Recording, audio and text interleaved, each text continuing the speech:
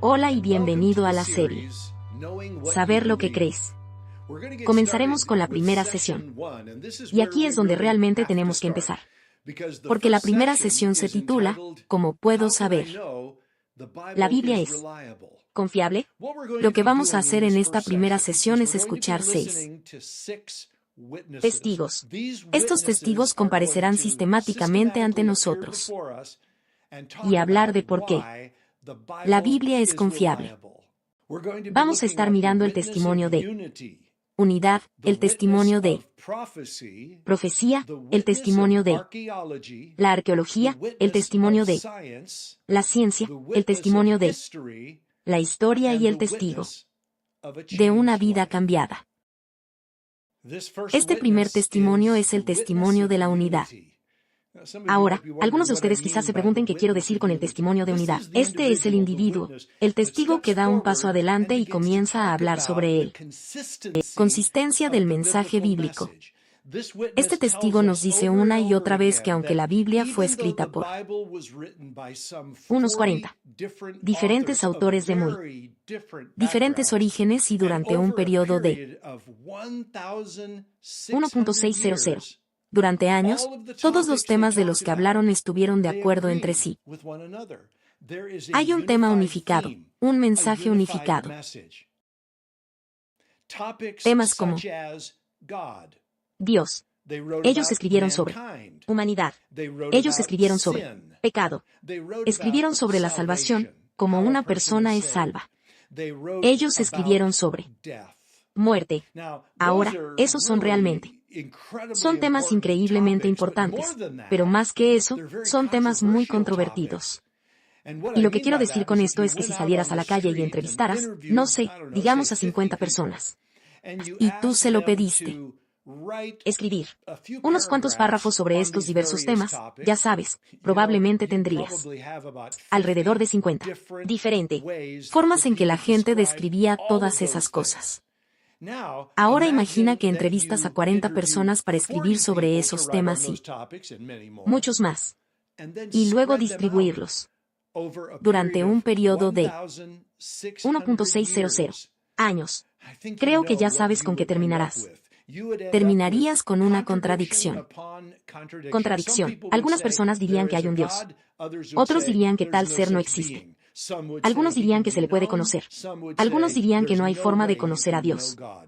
Aquí viene la parte genial. En la Biblia, cuando leemos las Escrituras, vemos que todas de estas cosas hay un tema consistente y un hilo constante de verdad a lo largo de toda la Biblia.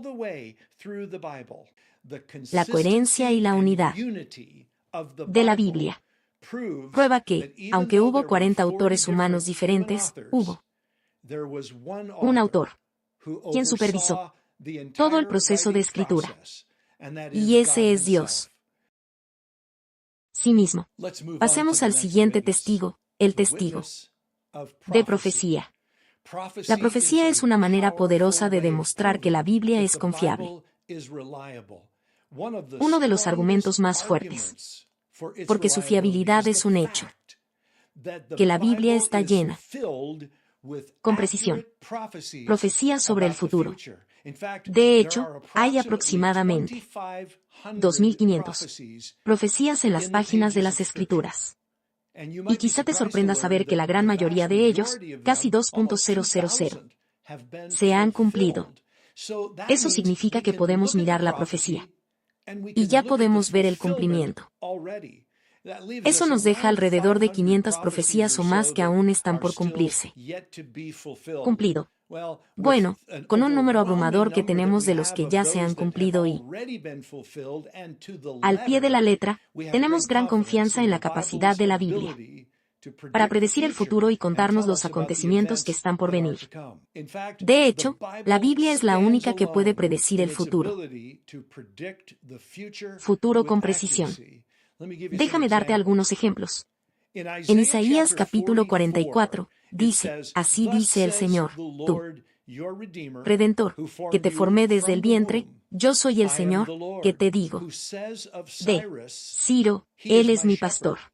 Y él cumplirá todo mi propósito, diciendo de Jerusalén, será. Edificarás, y del templo será tu fundamento. Establecido. Muy bien, una profecía interesante. Y podemos ver en esta profecía que el Señor habla, por medio del profeta Isaías, sobre un hombre que un día voy a dar un decreto. Eso, Jerusalén, y el templo mismo, deben ser reconstruidos. De hecho, notarás que el Señor incluso llamó a ese hombre por su nombre. Se refirió a él como Ciro. Está bien. Entonces, ¿qué tiene eso de loco? Bueno, aquí está el punto interesante. Cuando la profecía fue dada a Isaías, que fue alrededor del año 700 años, más o menos, antes del nacimiento de Cristo, el templo del que habló que un día necesitaría ser reconstruido todavía estaba de pie. El templo era completamente bien en ese momento cuando Isaías dio una profecía sobre un hombre que daría un decreto para reconstruirlo. De hecho, en el tiempo de Isaías, el templo no sería destruido por otros 100 años. La historia nos lo dice. Ese rey Ciro, del imperio persa, dio una orden para los cautivos judíos que vivían en Babilonia regresar a Israel para que pudieran reconstruir el templo judío que había sido destruido hacía unos 70 años previo. Esta proclamación es dada para nosotros en el libro de Esdras. Puedes leer ambas profecías y el cumplimiento. La otra cosa increíble acerca de la profecía tiene que ver con el nacimiento, el ministerio, la muerte y resurrección de Jesucristo. De hecho, hay un par de capítulos increíbles en la Biblia que hablan específicamente sobre el sufrimiento de Jesús en la cruz. Uno de ellos es el Salmo 22. Permítanme compartir solo algunos versículos de este capítulo.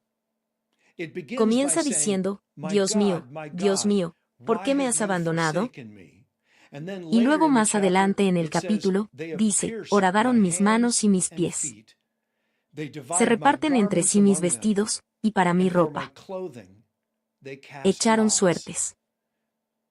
Esta profecía fue dada en los Salmos, escritos por David, que era un profeta, y fue escrito 1.000 años antes de que finalmente se desarrollaran los acontecimientos, sobre los cuales podemos leer en los relatos del Evangelio que muestran su cumplimiento.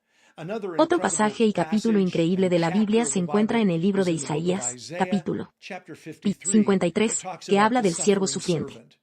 A continuación se presentan algunos extractos de ello. Capítulo: despreciado y desechado entre los hombres, varón de dolores, y familiarizado con el dolor.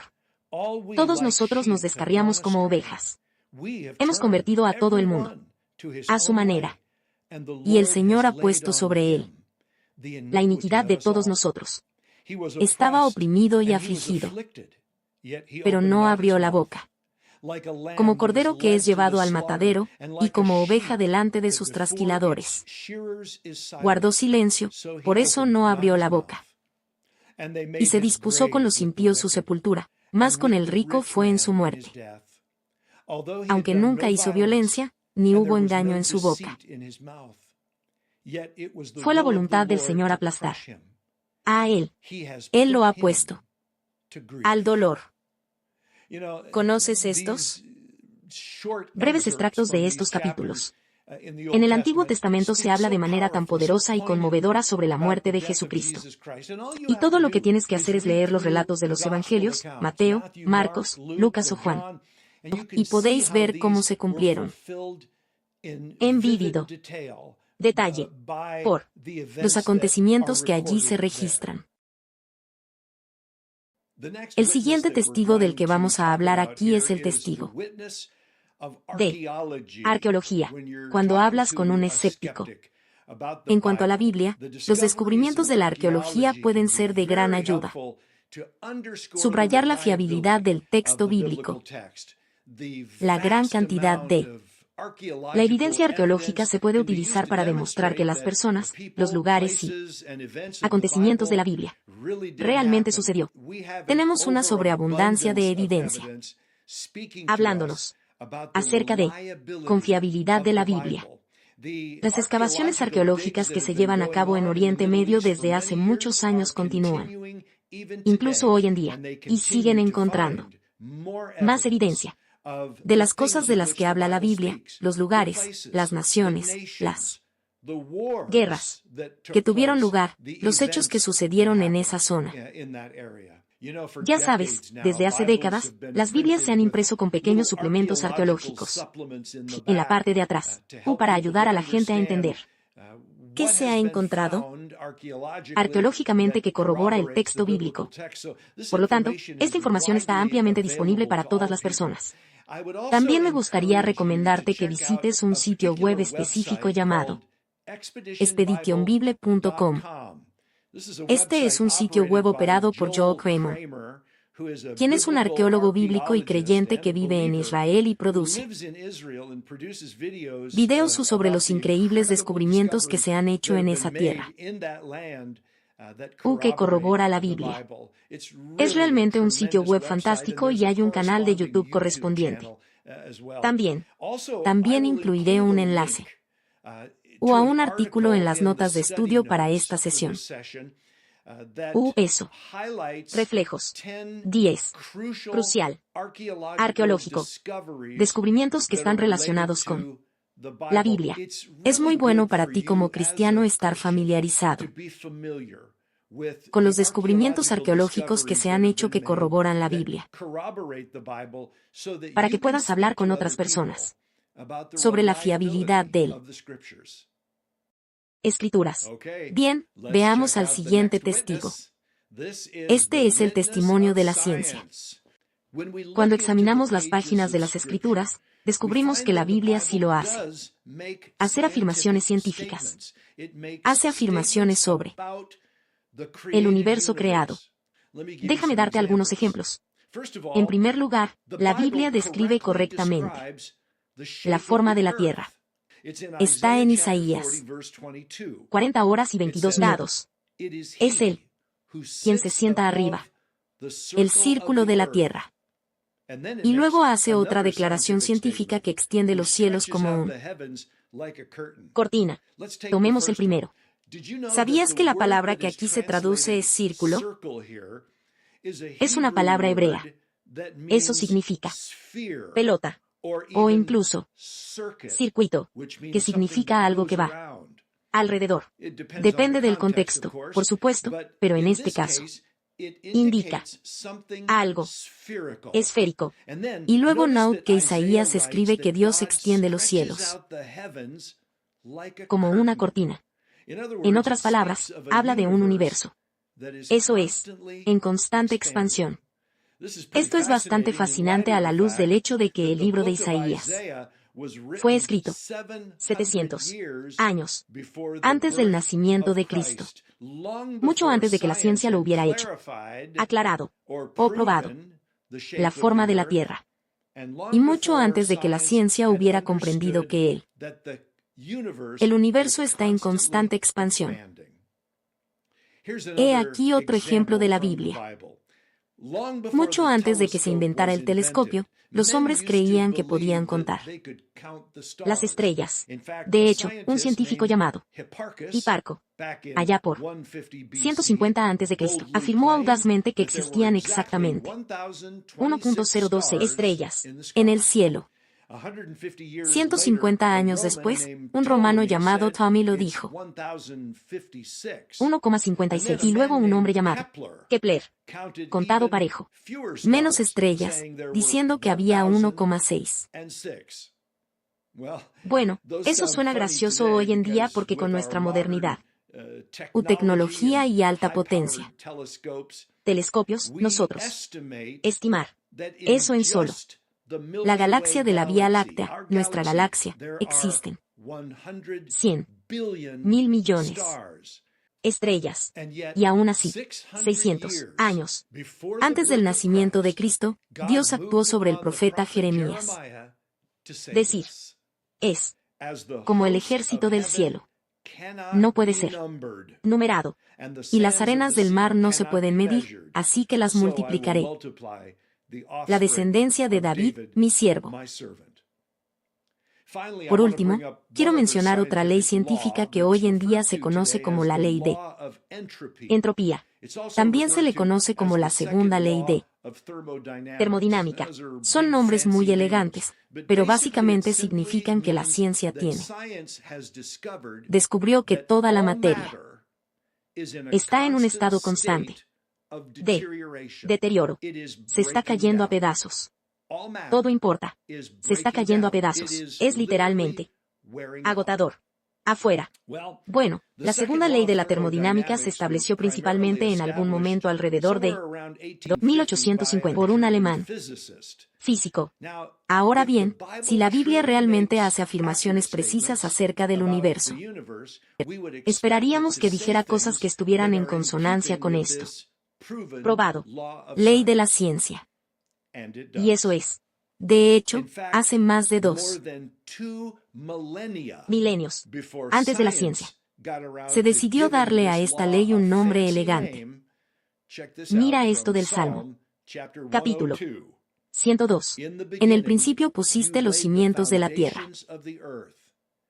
y los cielos son obra de tus manos. Escucha esto.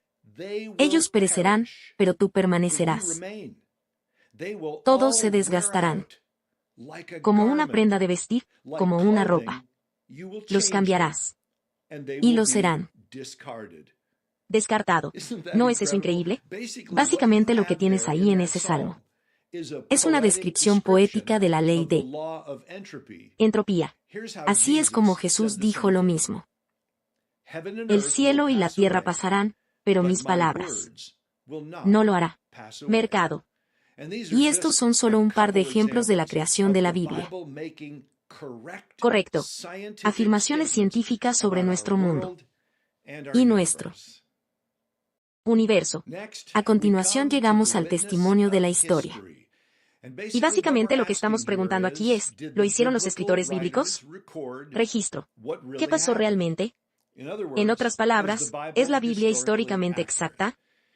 Y, por cierto, la historicidad de la Biblia está estrechamente relacionada con arqueología porque a través de arqueología, gran parte de la exactitud histórica de la Biblia se demuestra que es cierto.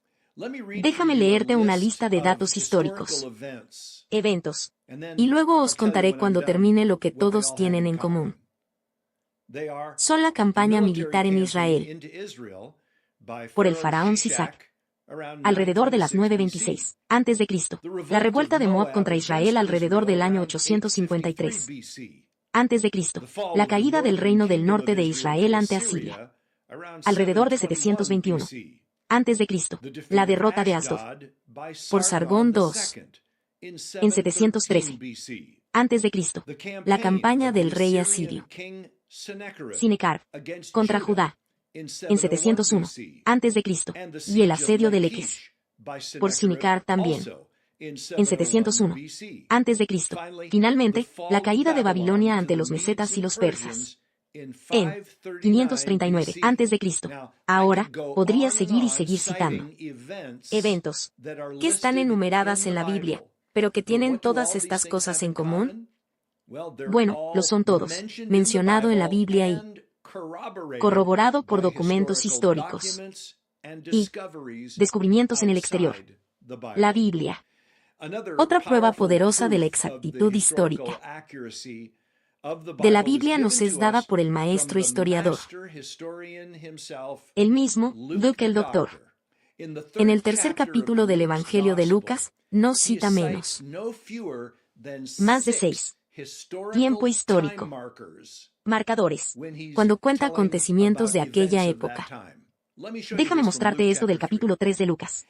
Escribe en el año 15 del reinado de Tiberio César, siendo Poncio Pilato gobernador de Judea, y Herodes era tetrarca de Galilea, y su hermano Felipe tetrarca de la región de Itallá, y Traconito y Licenio, tetrarca de Abene, Durante el sumo sacerdocio de Anás y Caifás, la palabra de Dios llegó a Juan, hijo de Zacarías, en el desierto. Esto es increíble. 6 marcadores de tiempo diferentes. Veámoslos en una lista con viñetas. Son el año 15 del reinado de Tiberio César. Poncio Pilato era gobernador de Judea. Herodes fue tetrarca de Galilea. Filipo fue tetrarca de las regiones de Icheria y Conitus.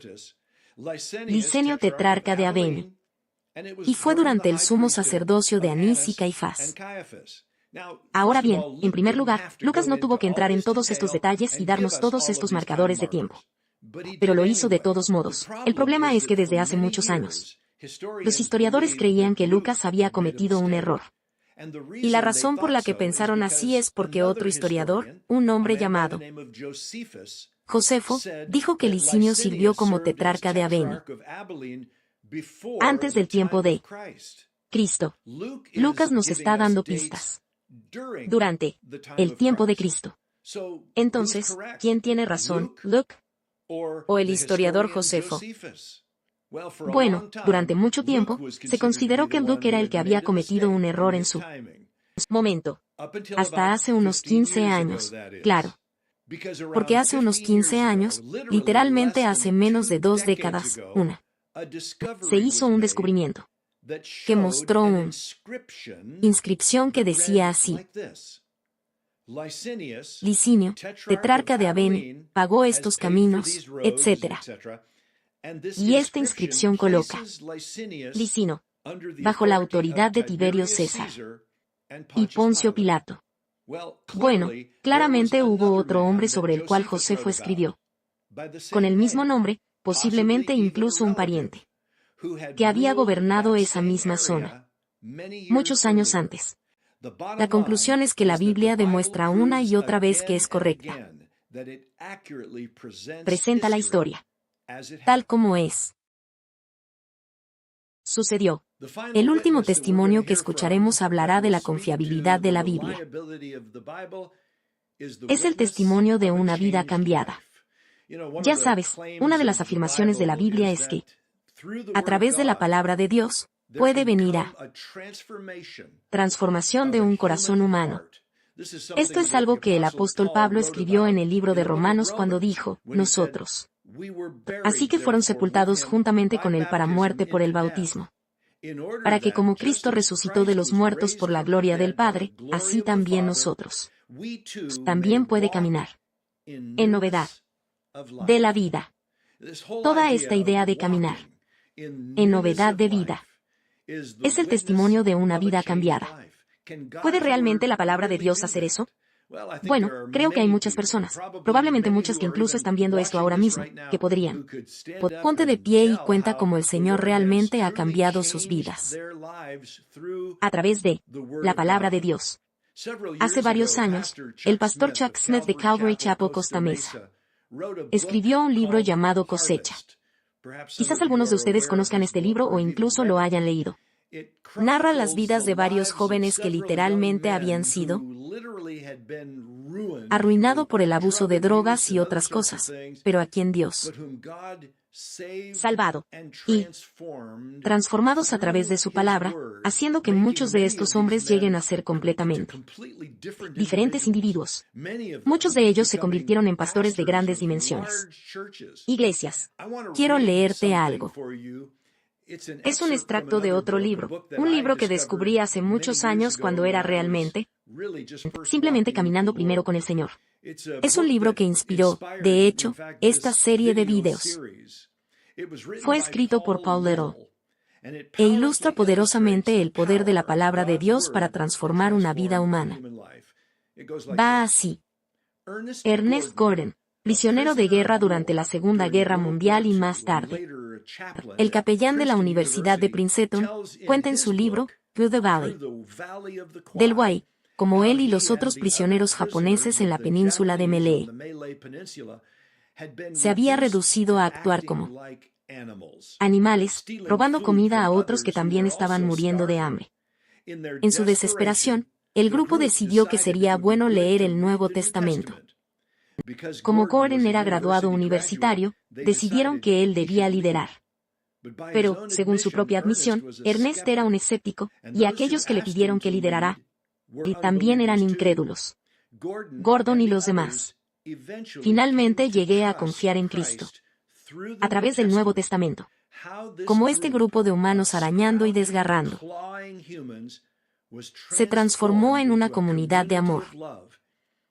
Es una historia conmovedora y poderosa que demuestra el poder de Dios para cambiar vidas. Verás, una de las cosas que tenemos realmente demostrado a través de esta primera sesión es que a pesar de que la Biblia es una agrupación de libros escritos por varios individuos, fue inspirado por un autor, Dios mismo. Y por eso lo llamamos la palabra de Dios.